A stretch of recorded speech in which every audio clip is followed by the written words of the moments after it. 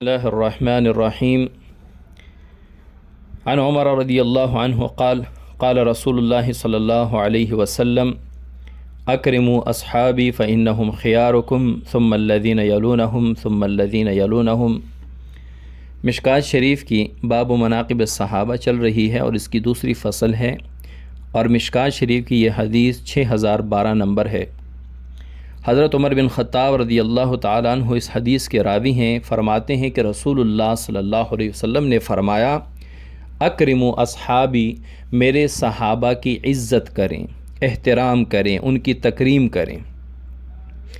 فإنہم خیارکم، بے شک یہ آپ کے برگزیدہ لوگ ہیں، یعنی خیارکم سے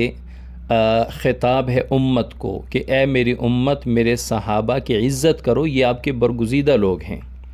ثم الذین یلونہم، پھر ان کا احترام کریں جو ان کے قریب ہیں، صحابہ کے جو قریب ہیں یعنی تابعین۔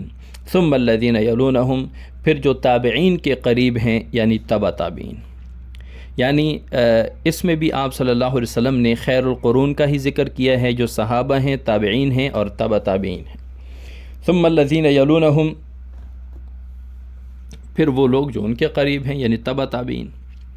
ثم یظہر الکذب، پھر جھوٹ ظاہر ہو جائے گا، جھوٹ افشاں ہو جائے گا، ظاہر ہو جائے گا، کھل جائے گا، واضح ہو جائے گا۔ حتیٰ، یہاں تک کہ ان الرجل لیحلف ولا یستحلف، ان تین زمانوں کے بعد، ان تین قسم کے طبقات کے بعد، صحابہ، تابعین، تبع تابعین، ان کے بعد پھر جھوٹ ظاہر ہو جائے گا۔ اتنا ظاہر ہوگا کہ آدمی قسم اٹھائے گا حالانکہ اسے قسم دیا نہیں جائے گا، یعنی اسے قسم اٹھانے کا نہیں کہا جائے گا، وہ قسم اٹھائے گا۔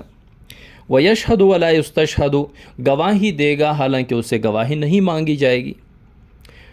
الا، آگے آپ صلی اللہ علیہ وسلم فرماتے ہیں، الا من سرہ بحبوحۃ الجنت فلیلزم الجماعہ، جو چاہتا ہے کہ میں جنت میں کے وسط میں چلا جاؤں، اللہ تعالیٰ مجھے بہترین جنت عطا فرمائے یا جنت کا وسط عطا فرمائے، فلیلزم الجماعہ، تو وہ جماعت کو لازم پکڑیں، یعنی جماعت کے ساتھ رہیں، جماعت سے نہ کٹیں۔ ملا علی قاری رحمۃ اللہ علیہ نے مرقات شرح مشکات میں لکھا ہے کہ جماعت سے مراد السواد الاعظم وما علیہ الجمہور من الصحابہ والتابعین والسلف الصالحین، یعنی وہ جماعت جس پر جمہور قائم ہوں، جس میں صحابہ، تابعین، سلف صالحین یہ سب ہوں، ایسی جماعت کو اور اس جماعت کی رائے کو اپنائیں اور اس جماعت کے ساتھ رہیں، تو آپ جنت کے وسط میں داخل ہو جائیں گے۔ فإن الشیطان مع الفظ، بے شک شیطان جو ہے وہ تنہا شخص کے ساتھ ہو جاتا ہے، جو جماعت سے کٹ جاتا ہے اور تنہا اپنی رائے قائم کر لیتا ہے، جماعت کے خلاف، سواد اعظم کے خلاف، جمہور کے خلاف، صحابہ، تابعین، تبع تابعین، سلف صالحین کے خلاف اپنی رائے قائم کر لیتا ہے، تو شیطان اس کے ساتھ ہو جاتا ہے، اور جس کا جس کا دوست، رفیق، اور جس کو رائے دینے والا یا جس کو مشورہ دینے والا شیطان ہو، تو وہ کہاں راہ راست پہ ہو سکتا ہے، کہاں صراط مستقیم پہ ہو سکتا ہے۔ وہ من الاثنین ابعد، بے شک شیطان جو ہے وہ دو بندوں سے دور ہوتا ہے، یعنی ایک کے قریب ہوتا ہے، جب بندے دو ہو جائیں تو اس سے دور ہو جاتا ہے، تو جب سواد اعظم ہوں، لوگ بہت ہوں، تو اس سے شیطان کتنا دور بھاگے گا۔ آگے فرماتے ہیں، وَلَا يَخْلُوَنَّ رَجُلٌ بِإِمْرَأَةٍ فَإِنَّ الشَّيْطَانَ ثَالِثُهُمْ، اور تم میں سے کوئی بندہ وہ کسی اجنبی عورت کے ساتھ خلوت اختیار نہ کرے، تنہائی میں کسی عورت کے ساتھ نہ جائے، کیونکہ شیطان ان کا تیسرا ہو جاتا ہے۔ کسی غیر محرم عورت کے ساتھ کسی غیر محرم مرد کا تنہائی میں اکٹھا ہونا فتنے سے خالی نہیں ہے۔ اور کسی بزرگ سے کسی نے پوچھا کہ کوئی مرد کسی اجنبی عورت، غیر محرم عورت کو قرآن کی تعلیم دے سکتا ہے؟ تو انہوں نے فرمایا کہ اگر مرد جنید بغدادی ہو، جو بہت بڑے اللہ کے ولی تھے، اور جو شاگرد عورت ہے وہ رابعہ بصریہ ہو، جو بہت بڑی اللہ کی ولیہ تھی، یہ دونوں بیت اللہ شریف کے اندر قرآن مجید کی تعلیم و تعلم کرے، قرآن مجید سیکھے سکھائے، پھر بھی حرام ہے، جائز نہیں ہے، تو عام بندہ اور عام عورت کے لیے کہاں جائز ہو سکتا ہے؟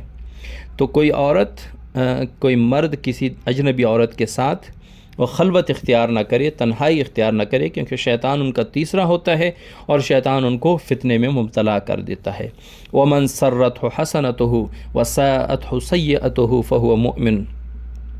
جس کی نیکی اس کو خوش کر دے اور جس کا گناہ اس کو پریشان کر دے فَهُوَ مُؤْمِنٌ، تو یہ کامل مومن ہے۔ آپ صلی اللہ علیہ وسلم فرما رہے ہیں کہ اگر کوئی مسلمان کوئی نیکی کرے اور نیکی پہ وہ دل میں خوش ہو جائے،